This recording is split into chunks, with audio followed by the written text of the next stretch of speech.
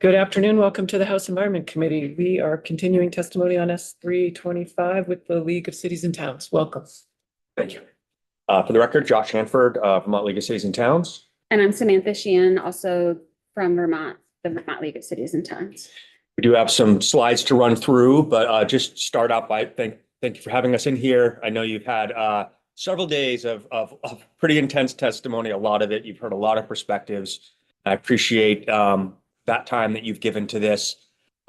Just as a reminder, Vermont League of Cities and Towns is a membership organization. All municipalities in Vermont are our members, big, small, urban, rural, all across the state. For the last several years, when we survey our members about what their top concerns and issues are, the top concern has been housing affordability and availability. And so that directly addresses this conversation, Act 181, what we're here to talk about. What municipalities have repeatedly said is they want to allow for the housing that they've envisioned, they've planned for, that they've made legal through zoning to be built. We have appreciated the efforts over the last several years to look at our dense areas where there is planning and zoning, our designated downtowns, our growth centers, and provide that interim Act 250 exemption. And we've been working with the Act 181 process across the board, with the LURB, with the RPCs to look at the future land use maps, make those decisions, have those conversations at the local level. I guess before we jump right in, one of the challenges we've seen is in the efforts to expand the areas to allow housing with these interim exemptions that are offered through Act 181, which we support. We don't want to repeal Act 181 as a position. We have some challenges with aspects of it that we'll get into. But there's also been some concern from municipalities that the areas they have sought for future growth, the areas they have water, sewer, they want to see new housing being built, haven't always been approved by the LURB or supported by the RPC. And so that and the fact that they're a separate process to look at the road rule impacts and the tier 3 have really been divorced from what the communities have envisioned for themselves, have put into their own zoning through hundreds of hours of volunteer work, and have really looked at tough issues of where do we want to grow, where do we want to conserve. We have zoning districts that are rural conservation. We have zoning districts that are rural ag. None of those local considerations in decades worth of work were analyzed when you looked at the tier 3 maps, the road rule considerations. They were divorced from each other and they don't live on the same map. And that has helped create some of the outcry you are hearing. And trust me, as much as we've heard from members for weeks now who are taking votes at the select board, who are sending us letters, and are asking for some dramatic changes with Act 181. And so with that, I'll just have Samantha move forward and I'll interject a few places along the way. So I want to, I love a roadmap, pun intended. So this is the plan for the testimony today. So we want to talk about where VLCT started in our support for the concept of location-based jurisdiction for Act 250 review. Talk through our experience with and our members' experience with Act 181 implementation so far as the sort of next round of deadlines approach. And you should know, so Act 181 assigned VLCT to all of the stakeholder study groups and reports. And Josh and I have filled all those roles. Sometimes we defer and ask members to fill them, like on the emergency response board or the E911 board or the current stormwater utility. We have municipal practitioners filling those. Josh and I have been the ones on these advisory committees and working groups created by Act 181 to talk through the implementation of the law. And then I would like to specifically discuss our concerns with the road rule and tier 3 and how they interact with each other and affect our members and their plans, municipal plans and municipal regulations. And then talk about sort of where do we go from here and what does sort of an improved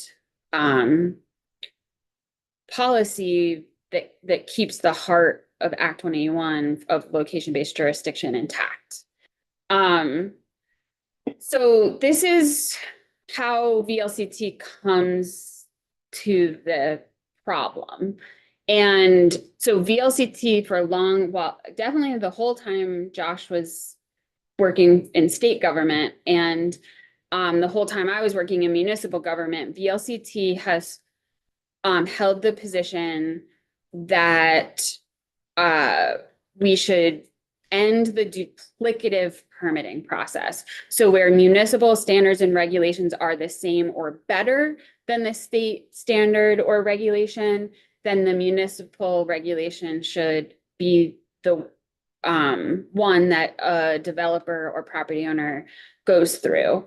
And so that is true for Act 250. It is true for technical DEC permits like potable water connection. I think you're talking about later today. Great example. There's sort of a long history of municipal delegation of permits. Shoreland was one that many municipalities delegated for a long time. And so that is VLCT's position, not to erode the quality of the regulatory standard that the state has, but to end the duplicative permitting regime and to end the duplicative opportunity for appeal of that permit. So our members' top concern is the availability and affordability of housing. And what we advocate for is that the housing our communities, our towns and cities and villages have envisioned for themselves, have assessed that they need the housing types that they need, and that they have made legal in their own regulations be realized and built. And so that's why we supported CHIP. That's why we support language in H775 and 328 related to the opening up of a municipal plan and what should the municipal plans in the future say and assess. And that's why we support location-based jurisdiction of Act 250, in particular, Act 250 relief in our downtown and village cores. While I have this on the screen, I want to point out that when we talk about removing Act 250 review, that's this column, right? These are municipal permits and authorities related to development. These are state permits and authorities related to development that are not Act 250, and this is Act 250. These are federal standards. So even in our, even in situations like, for example, the floor amendment that is carried in 325 about priority housing projects in communities that don't have zoning but are mapped as a village area. That second column is intact. Like that housing project is still going through the DEC processes associated with potential environmental impacts for stormwater, for wastewater management, for potable water, for wetland and shoreland, et cetera. I won't read through this whole slide. I think at this point you've heard this many times over, and some of you participated in the drafting back in 2024. But just to quickly review, so the concept of location-based jurisdiction means that in the future, under Act 181, a project, a planned development could be required to go through Act 250 review, not based on the size of the project or the parcel, but the location of it. And in Tier 1, those could experience total or partial Act 250 exemption. In Tier 3, there would be new enhanced protection of natural resources, and new, projects would sort of newly be subjected to Act 250 review. And then we discuss Tier 2 is sort of Act 250 as usual, like no change to the sort of conventional and existing approach to Act 250 jurisdiction there. And then we have the road rule, which is based on the distance of road and area that would be disturbed away from an existing road.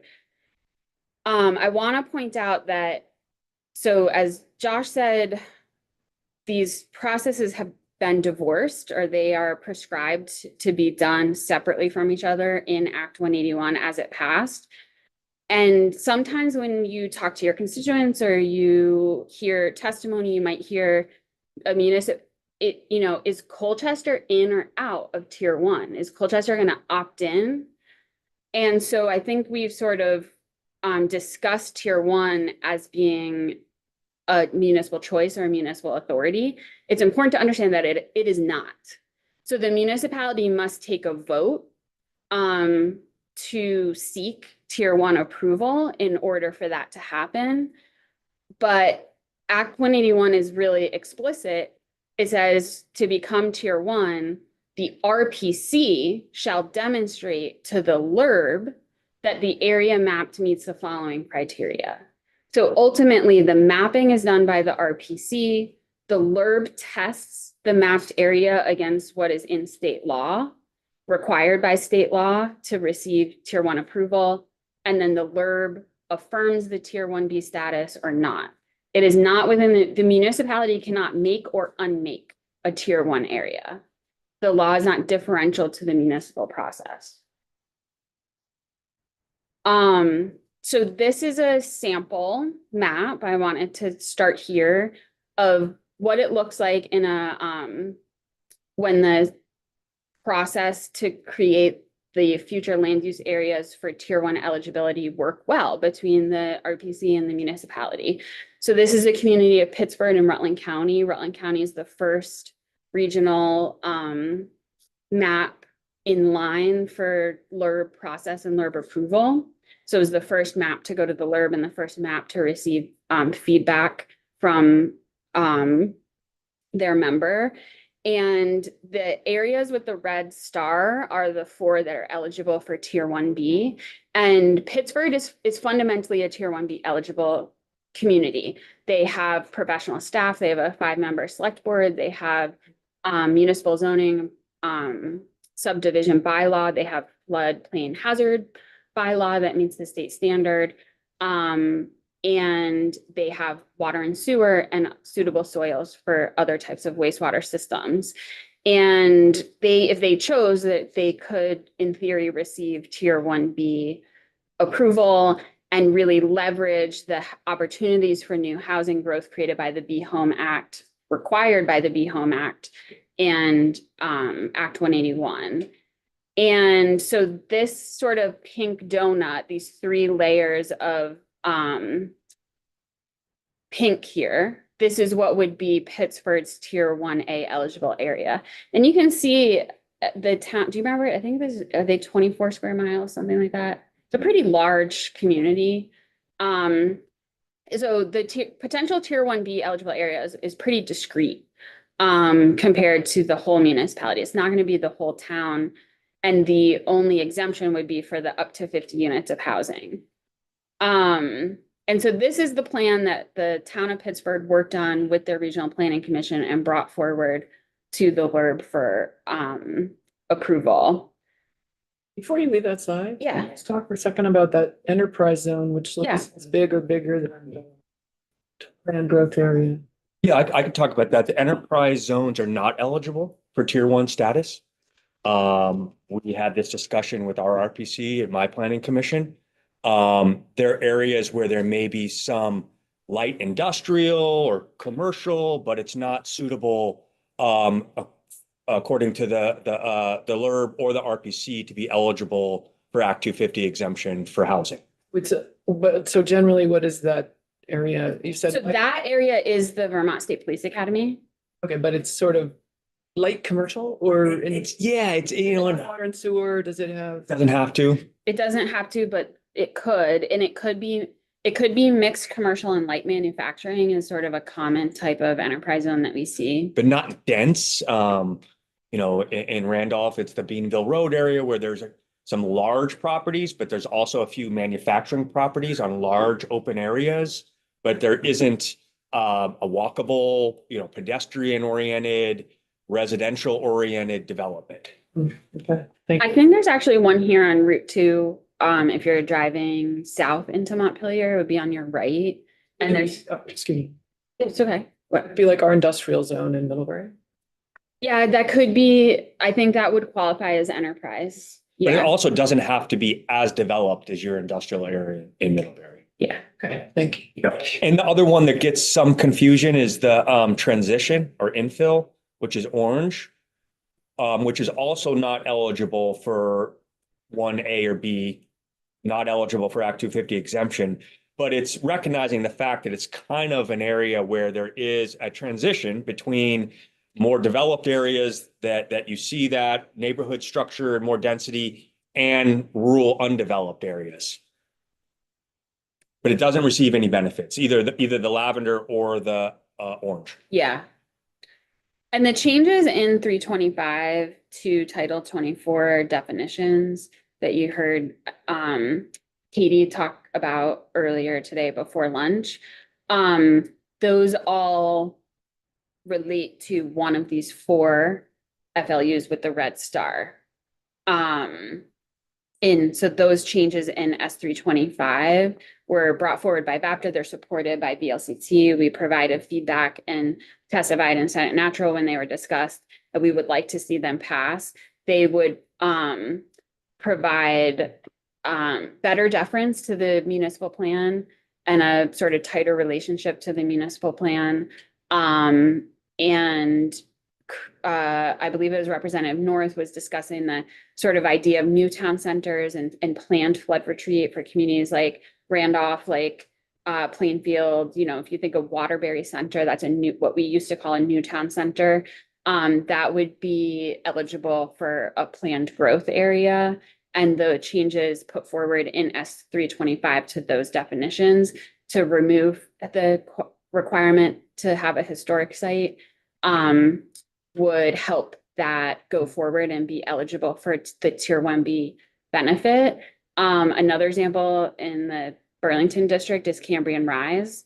Cambrian Rise itself does not contain a historic site, although it's right next to a very old, beautiful redstone cottage that's preserved.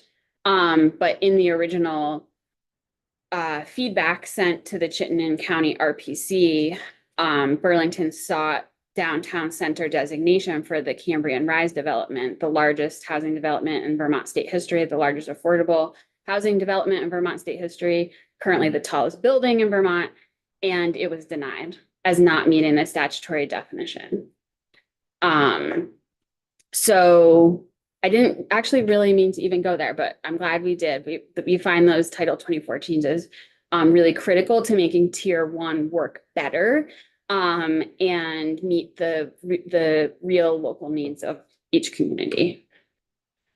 So this is where we have concern. This is where you're hearing a lot of concern. This is where our members are reaching out to us with frustration and comment and calling for change and reform in the law as passed.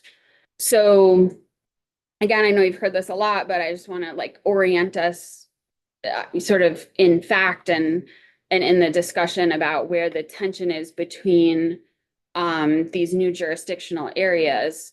So the road rule is in the law. The LURB does not create the road rule. The LURB does not have to write rules in order for the road rule to be applied. That is done by Act 181 and would take effect this July. So in about 90 days from now. And then we have Tier 3. Act 181 created the LURB. It granted them the authority and it directed them to write the Tier 3 rule.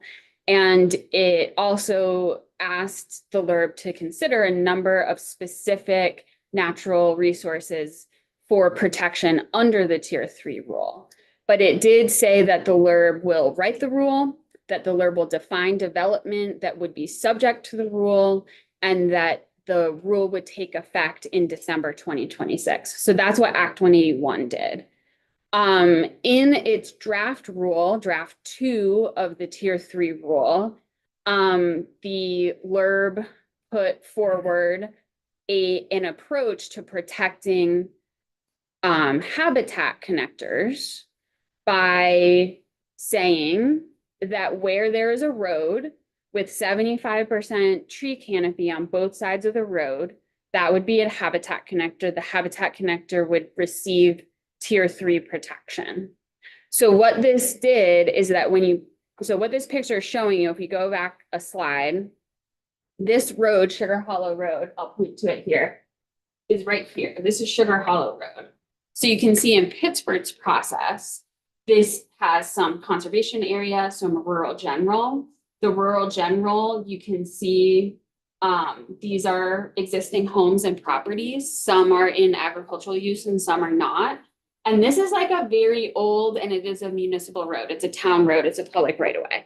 And this is a part of Pittsburgh that has been developed and lived in and taken care of for quite a long time, but it's not part of Pittsburgh plan for growth for the future. And then this is Sugar Hollow Road again, but what we're seeing here is the sort of opaque gray is modeling for you what could be triggered by the road rule at 800 feet from the existing road. And then in the middle, the fried egg shape is showing you the habitat connector.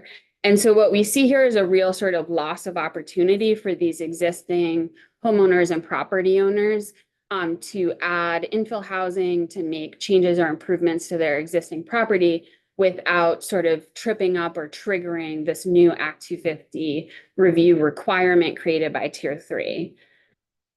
Here is we're zoomed back out. We're looking at the whole town of Pittsburgh again. And on the left of your screen is a model, just a model, not an exact representation, but a model of what the road rule jurisdiction would be.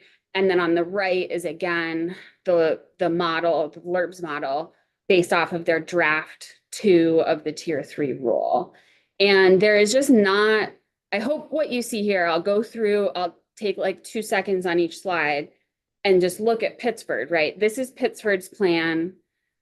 This is the road rule, and then this is Tier 3. And they're not working together and they're not speaking to each other. Representative Sakowicz has a question. Yeah, go back a slide. Yeah. This one or the, yeah, okay. I'm just a little confused by the colors. Mhm. So I can see, I think the green, what says habitat connector, So is the outside band of green. on this that? is the headwater. Yep, So this is, I think it's been described as these are steep slopes with shallow soils. So this is the headwater connector, this color, or Yep. sorry, the headwater area that's protected. This zoom in does not show any of the natural communities. So I left that out, but that is also in the Tier 3 rule. This gray color, this is the road rule. So here's the existing road. This is showing you a parcel boundary. So if someone who owns this parcel were to build a road here, it could trigger Act 250 jurisdiction per the road rule. So that's this sort of gray opaque area. And then this, we call it the fried egg. That's the habitat connector. It's showing you where it's more opaque is 800 feet, which is under consideration. And this is showing you 2,000 feet, which is also under consideration. And then this is Sugar Hollow Road. So see Sugar Hollow Road, this is it, it goes here. so So they have, since the rules haven't been finalized on Tier 3, there's been a debate whether it's 800 feet or 2,000 feet. And so we're showing you both. The inner circle is 800 feet. The inner darker yellow is the 800 feet habitat connector. This 800. That next layer out would be if they applied the 2,000 feet habitat connector. Very confusing. That's what you're confused about. yeah, I mean, when I think of, feels kind of new. When I think of the 800 and 2,000 foot numbers, I think of them in terms of the road rule, not the habitat connectors. We need to circle back and find out why they did that. They discussed it, I mean, in multiple meetings over the last like 3 months in particular, which is because they did not want to create a jurisdictional gap. So that's why they're considering 2,000 feet because they didn't want someone to build a road through the habitat connector have a house that's non-jurisdictional when the road rule is on the other side. So that was the reason for the two distances that are being discussed and that they're seeking comment on. This is what was shared by the LURB. This is from a LURB. This is from LURB materials so that folks can provide feedback. Should it be 800 or should it be 2000 or should it be a different number? Yeah.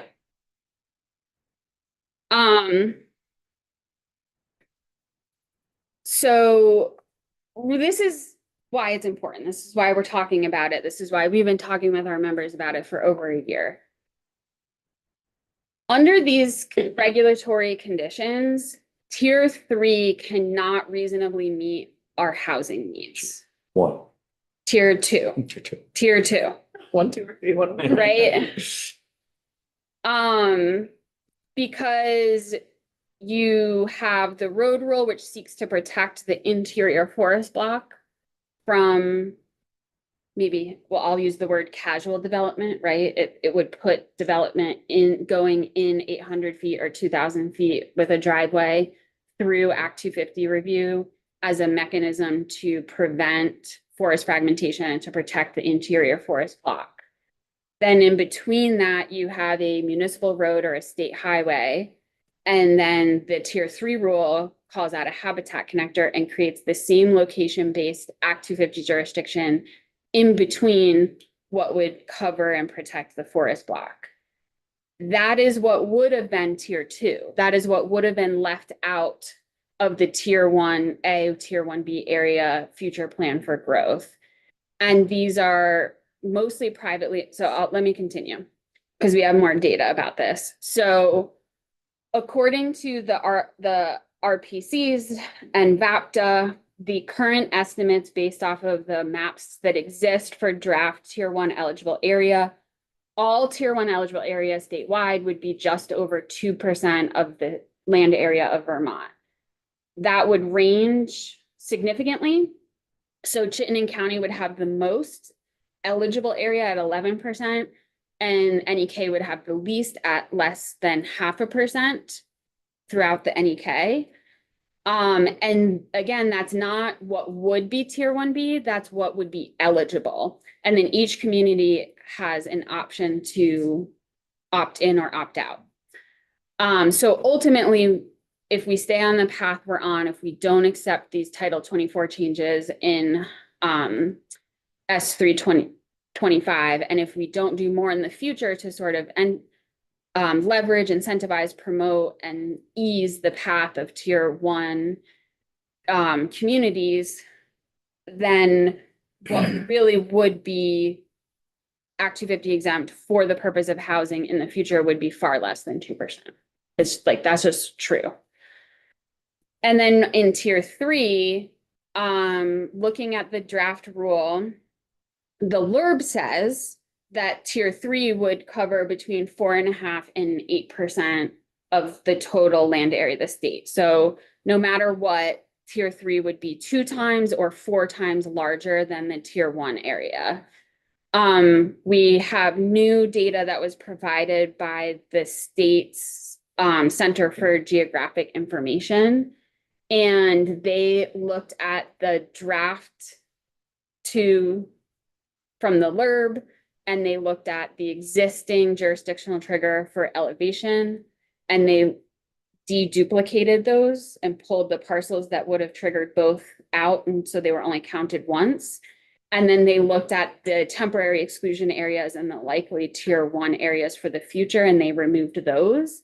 And so what the state mappers find is that the total new land area that would be subject to Act 250 would be above 60% of the Vermont land area, would have a location-based trigger for Act 250 review that's not based on the acreage of the project or the size of the development that's planned, but is just based on the location.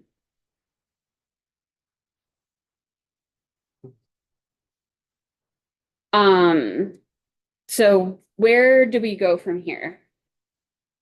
And again, like VLCT will never support rolling back tier 1. Our members have been very clear whether they may qualify for tier 1 in the future, but they don't now, whether they have already chosen and made a plan for tier 1B and are seeking approval, or whether they are one of our major cities and our TIF districts and they are seeking tier 1A status.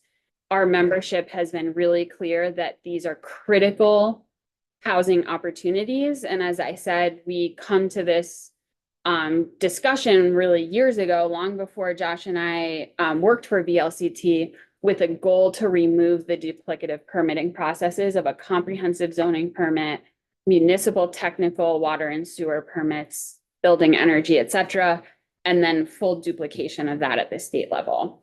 So we totally support the path towards tier 1A Act 250 exemption, but certainly acknowledge and have heard over and over and over again that there are some really necessary improvements to that tier 1 process.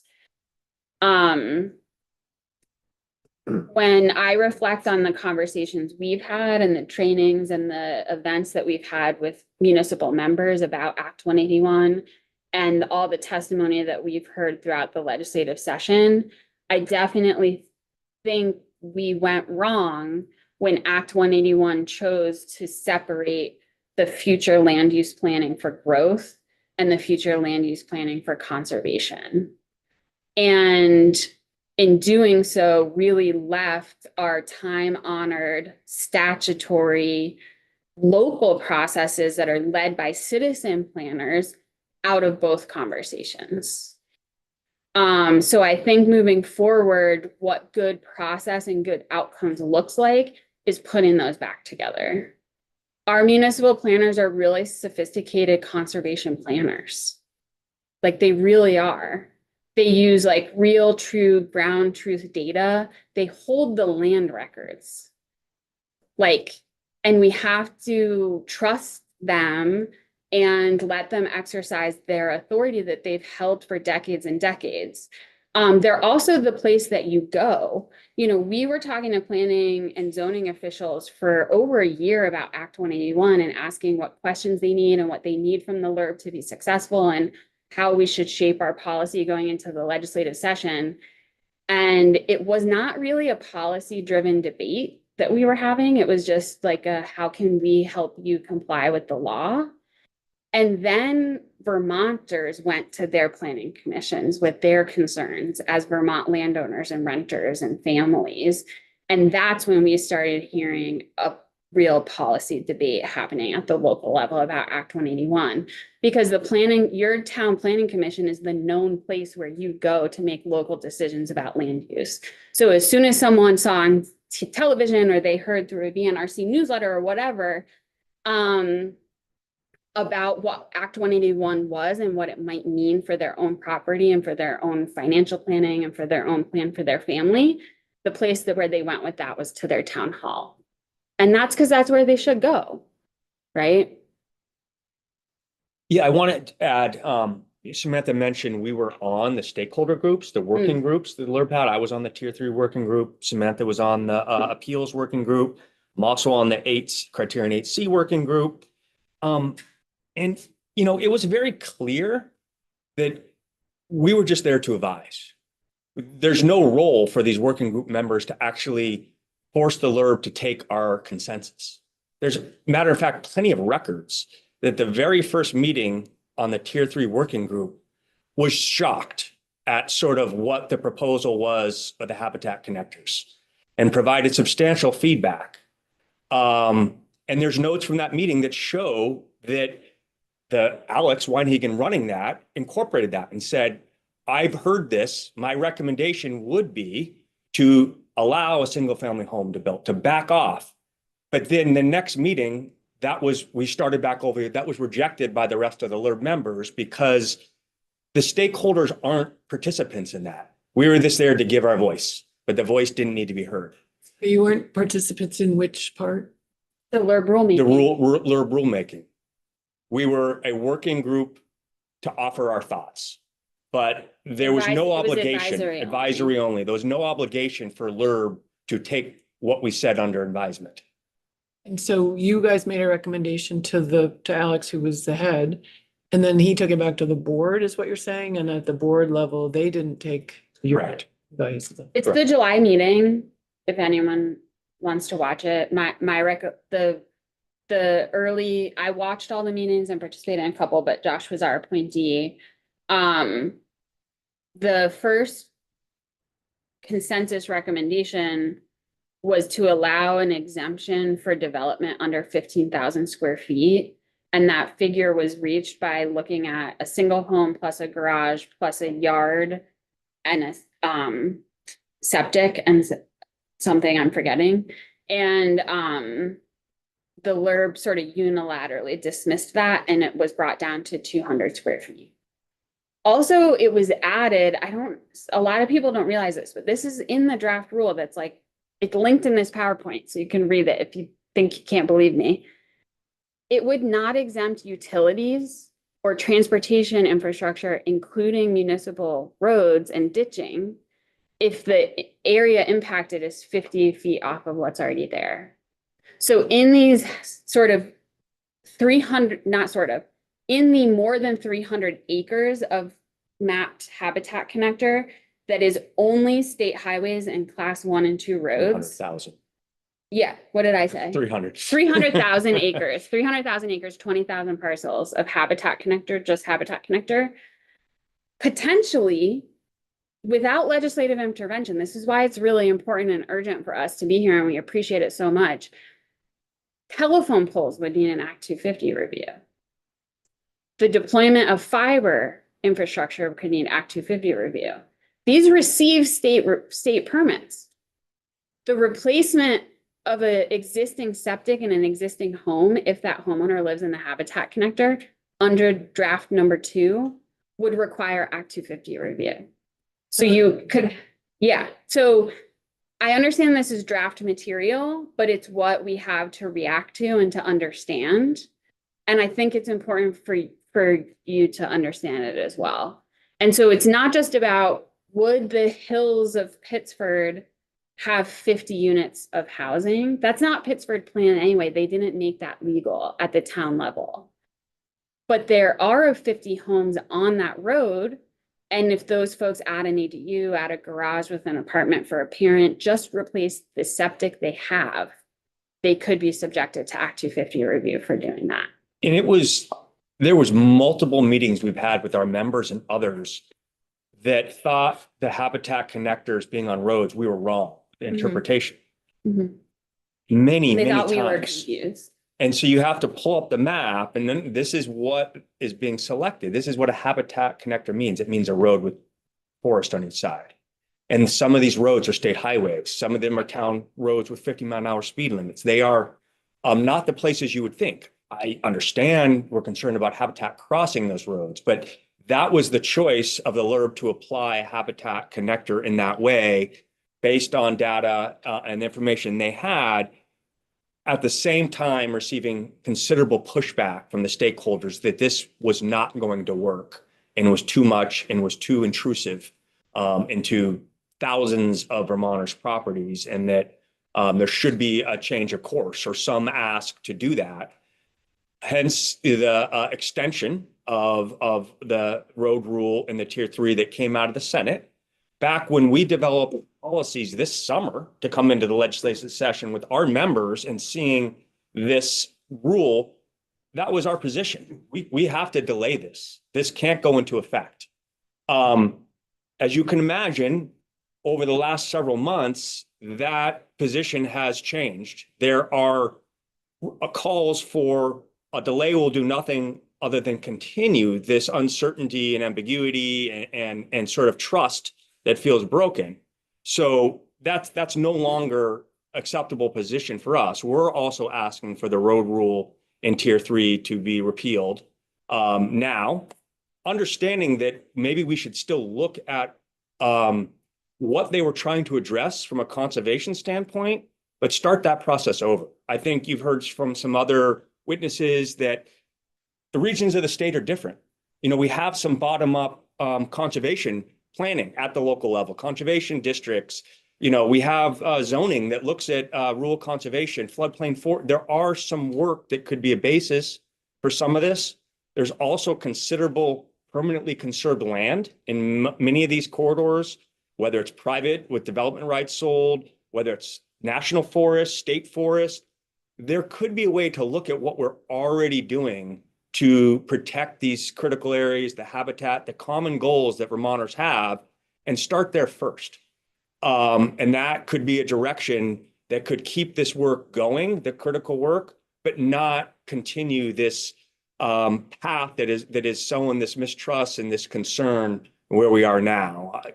So I would leave it there, I guess, to see if you guys have any detailed questions, but that's where we are at this point. Thank you for this, walking us through. It's really very helpful. Oh, okay. I was concerned you didn't get to everything and you didn't. So there's more. Oh, that's, actually, let me give you a tour. I wasn't gonna go through that material, but, A brief wanted- tour would be helpful because I think it's worth folks going back and looking at that. yeah, I hope this is helpful. This has been my little like moving library as we testify around the building. So I skipped over some slides that I've used in other discussions about where municipal planning authority comes from and how you get it and whose job it is. If you would like to refresh yourself of that, I have some slides at the very end. And then these are resources and reference documents that are particular to Chapter 117 municipal. So the Vermont state statute that relates to and directs municipal planning processes. And then also the list of 10-acre towns and how you become a 10-acre town for the purpose of Act 50 jurisdiction. And then this is a list of reference documents related specifically to Act 181 implementation, including the map viewer. And the various guidelines and draft rules and draft guidelines that are current and available through the LURB. And then also some of these RPC documents that show the RPC methodology and requirements for the future land use planning for the growth areas. And then these I found really instructive. Maybe read like a couple pages of one of these. I actually really recommend it. This is the LURB responses back to the RPCs on their first draft of their future land use maps. So if you serve in one of these regions, I definitely recommend reading a couple responses to some towns in your area. And that really helped me learn a lot about how Act 181 was really unfolding on the ground. And then this is what would be subject to development under the draft Tier 3 rule, or sorry, the type of development subject to Act 250 under the draft rule. And then these are pulled from statute, how you become Tier 1A or 1B. So that's all just provided to you in the PDF. This is all clickable and hopefully it's helpful. Very helpful. Yeah. Thank you. Thank you. It's really great. Thank you. Thanks. Do members have questions? Lots. Representative North. So you talked about road rule Tier 3. Is it your experience working with the various towns that lower and middle income people actually do build roads longer than 800 feet or 2,000 feet, including driveways? I mean, historically, has that actually happened? Sometimes. And part of I can actually like even produce if you want to see it, you know, like everyone, we use Zoom and Zoom records everything. And then we use AI to tell us what happened in the recording. And so we have this list of questions from zoning administrators to the members of the LURB about the road rule guidelines. And their questions are like, how do you measure a linear feet? What is the definition of a road? What is the definition of an improvement of a road? Is rock line ditching a road improvement? Is adding gravel a road improvement? What if a road is class 4 and is extended but not created past 800 feet? And these all reflect real questions and confrontations that zoning administrators have when people are making land use decisions in Vermont all the time. And so many parcels in Vermont are landlocked. And so you may own under an acre, but you may have to build a road several hundred feet to access that.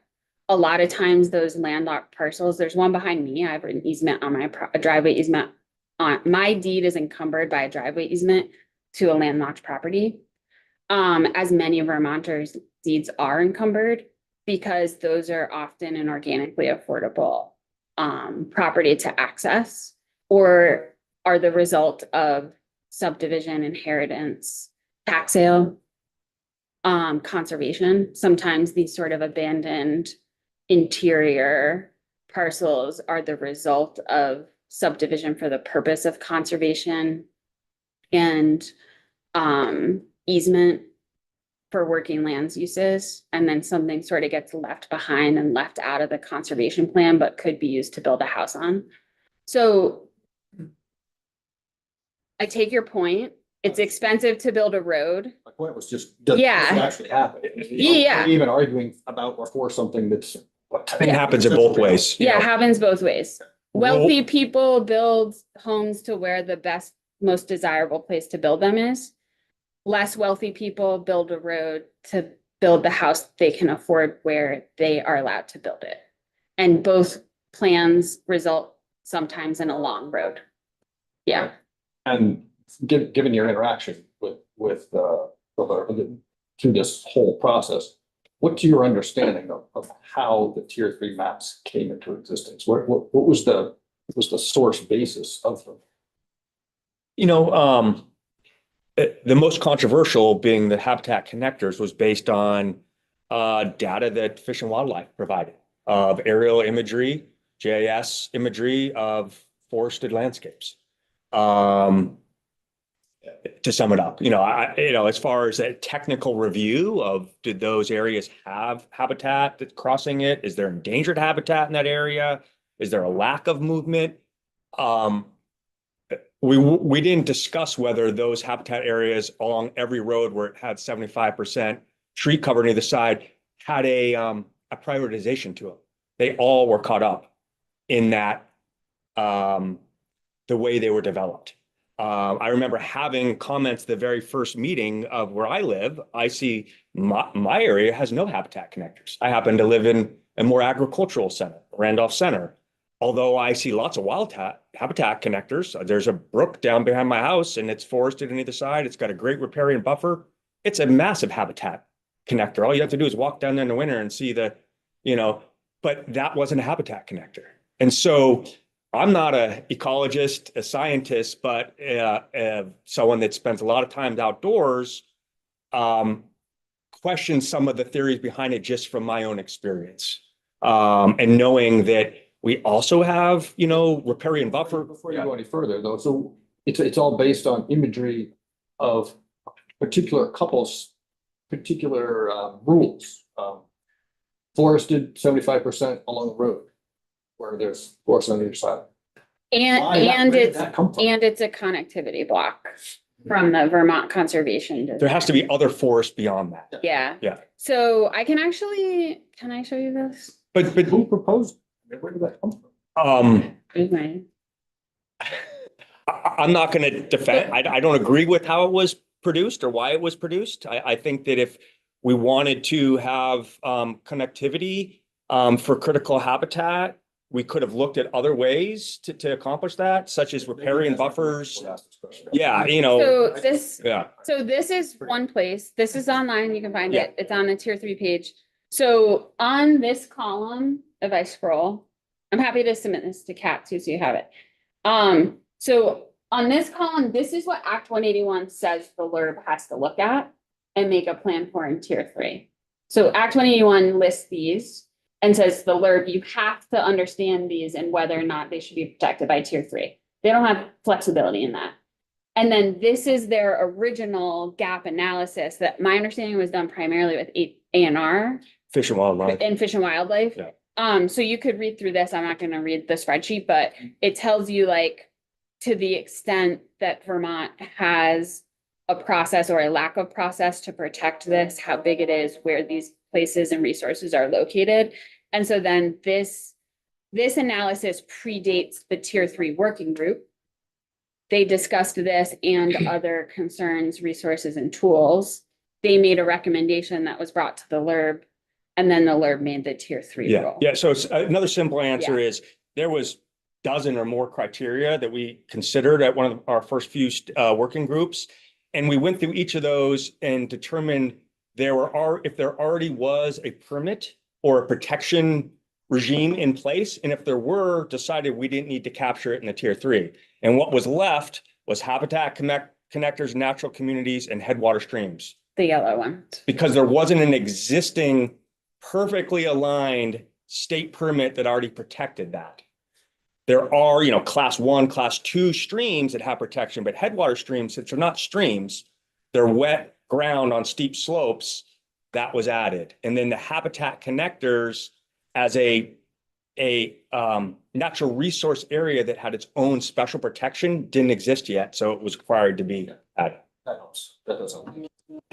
Oh, I know there's other questions. I think one of the most interesting things that you've brought up is the disconnect between the local plans and this state level that we are talking about.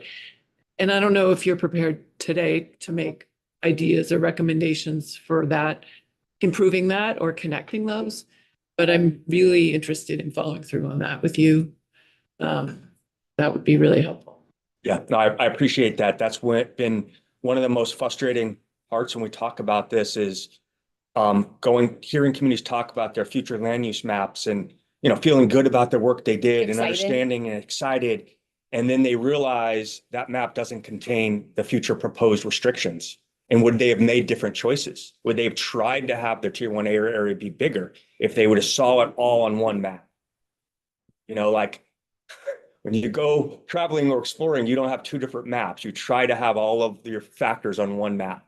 And that's not the process that was set out in Act 181. And I think it's important to acknowledge that it's not about connecting the plan, the municipal plan to the regional plan. That happens already. The RPCs have a process for that. It's the planners.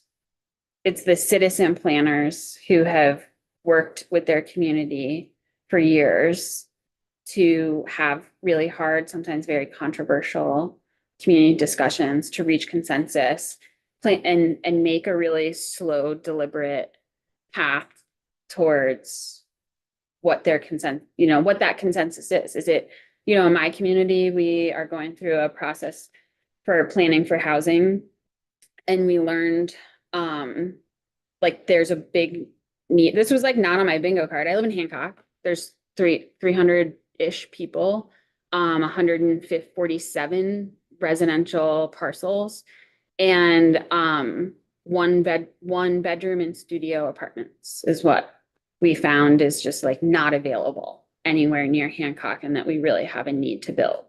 And so that's our version of a sort of difficult consensus building conversation is, are we going to let someone come in here and build an apartment building in Hancock? Is that really what we're going to do? But is that the housing we need? Is that the housing we want? Is that the housing we make legal?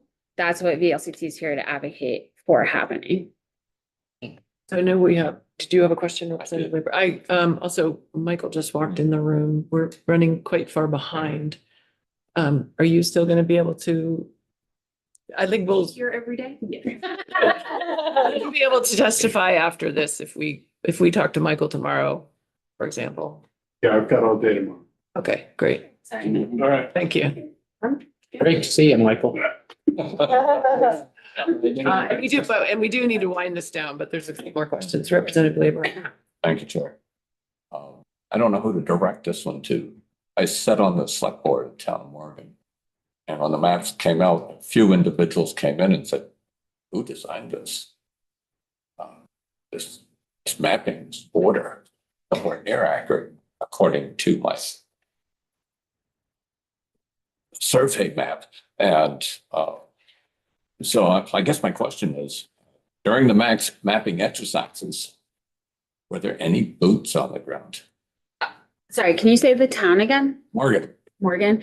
And then you're asking about the future land use maps, the RPC map? Yeah. Sorry, there is nothing to repeat. Okay. AI just got me. We've heard experiences like that happening. Yes. We've also heard the opposite, really positive, good partnerships with the regional planners based off of accurate parcel information. And we've heard more negative and confusing experiences. And I would say I've heard that mostly maybe from smaller and more rural towns that have maybe not gone through robust growth planning before. There was some examples in my town and planning commission with the RPC, looking at the future land use map where part of the future growth area, folks said, we're left out. There's actively a development plan there. There's water and sewer and there's a sidewalk. Why'd you leave that little corner out? Fortunately, we had a time to speak with them and them to hear that input and correct it. But it wasn't a lot of time. There was a long process where there wasn't any action. And then there was a short window that we needed to get this approved and in to make the deadline. Otherwise, the regional plan would expire. And so I think you've been mixed reactions across the state, how that went and the timing of each. Same with the tier 3 maps. I happened to, everyone on the working group zoomed into their area, tried to understand it, and trying to understand the headwater streams map, the headwater stream. I was very confused because our headwater stream sensitive area where I live was Vermont Technical College, and the new ag A&R lab testing building was in the dead center of that. I said, it's not a headwater stream, and so there was many comments that, these are representative, they're not field tested, but that's the best data we have. And there will be cases like that. And folks will need to make the case that the maps aren't accurate. I think you've heard a little bit about that. Yeah, sorry, it's not just make the case, it's seek a jurisdictional opinion. Yeah.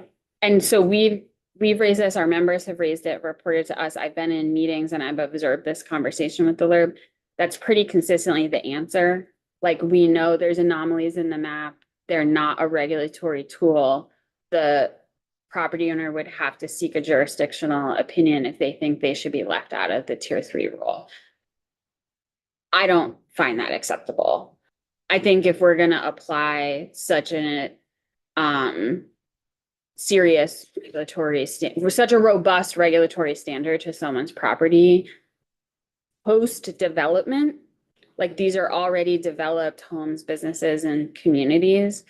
I think it's the state's responsibility to understand why that it's necessary, and if the characteristics of that property really fit the requirement of the rule. Thank you so much for your testimony. Thank you. With that, let's take a break till 5 past the hour, and then we'll get to